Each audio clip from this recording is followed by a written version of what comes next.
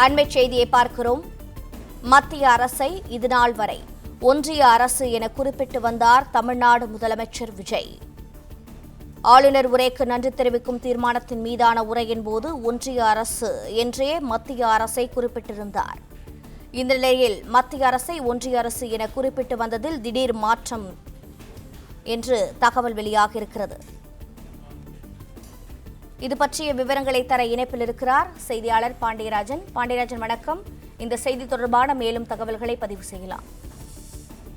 தமிழ்நாடு முதலமைச்சர் விஜய் அவர்கள் இன்று பிரதமர் நரேந்திர மோடி அவர்களுக்கு கடிதம் ஒன்றை எழுதியிருந்தார். அந்த கடிதத்தை பொறுத்த வரைக்கும் இந்திய அரசினுடைய பிரதமர் அவர்களுக்கு இந்த கடிதத்தை எழுதுவதாக குறிப்பிட்டிருக்கிறார். இந்திய அரசை வலியுறுத்துவதாகவும் அந்த கடிதத்தில் குறிப்பிட்டிருக்கிறார்.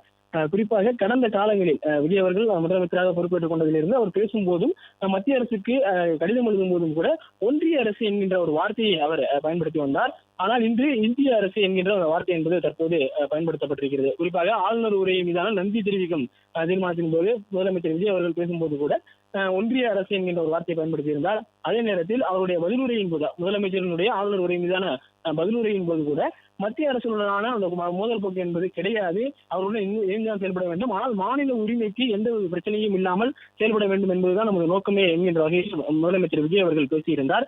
மத்திய அரசை இதுநாள் வரை ஒன்றிய அரசு என குறிப்பிட்டு வந்திருக்கக்கூடிய தமிழ்நாடு முதலமைச்சர் விஜய் இன்று இந்திய அரசு என குறிப்பிட்டிருக்கிறார். ஆளுநர் உரைக்கு நன்றி தெரிவிக்கும் தீர்மானத்தின் மீதான உரையின் போது ஒன்றிய அரசு என்றே மத்திய அரசை குறிப்பிட்டிருந்தார் முதலமைச்சர் விஜய். பிரதமர் நரேந்திர மோடிக்கு கடந்த காலங்களில் எழுதிய கடிதங்களிலும் மத்திய அரசை ஒன்றிய அரசு என கூறிதான் விஜய் அவர்களுடைய கடிதம் என்பது இருந்திருக்கிறது.